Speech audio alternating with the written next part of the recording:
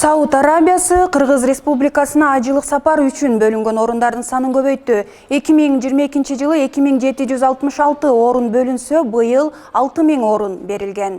8 январда Мекке шаарына жөнөп кеткен муфтий Замир Акиевдин жетекчилигиндеги делегация ажылык министрлиги менен жолугушууларды уюштуруп, макулдашууларга кол коюлду. Эми өлкөдө ажылык сапарды уюштуруу иштери башталып, анын мөөнөтү жана керектүү каражаттын суммасы такталат. 2019 жылдан бери электрондук базада 4313 жаран кезек күтүп турганы белгилүү болду.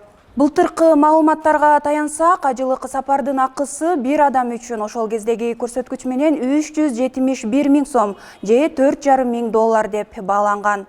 2022 жылы кыргызстандык зыяратчылардын биринчи тобу 16 июнда учуп кеткен болчу.